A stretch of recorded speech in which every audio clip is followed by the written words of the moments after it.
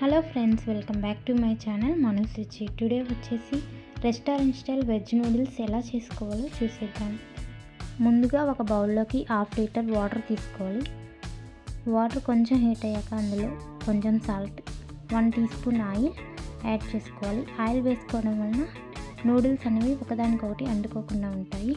ఈ విధంగా వాటర్ బాగా హీట్ అయ్యాక అందులో 2 పీసెస్ నూడిల్స్ యాడ్ చేసుకోవాలి. ఎప్పుడూ కూడా నూడిల్స్ని పూర్తిగా కుక్ చేసుకోకూడదు. 80% కుక్ అయినట్లయితే సరిపోతుంది.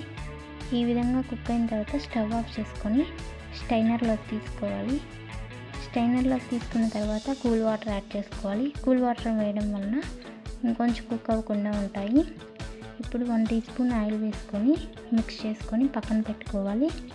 ముందుగా ప్యాన్ హీట్ అయ్యాక 2 టేబుల్ స్పూన్ ఆయిల్ హీట్ అయిన తర్వాత 1/2 teaspoon garlic, 2 teaspoon onions add చేసుకొని ఫ్రై చేసుకోవాలి.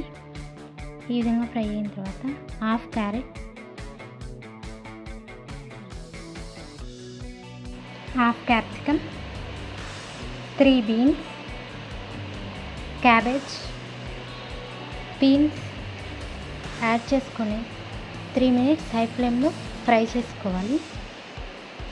ఈ విధంగా ఫ్రై చేసుకున్న తర్వాత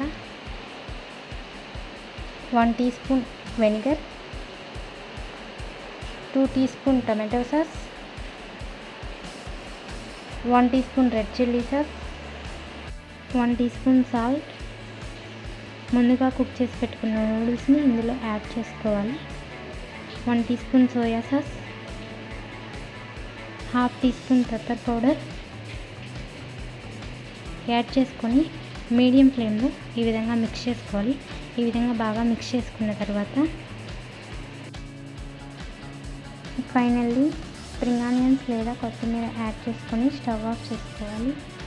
ఎంతో టేస్టీగా ఉండే restaurant style veg noodles ready. ఇప్పుడు సర్వింగ్ ప్లేట్లోకి సర్వ్ చేసుకోవాలి.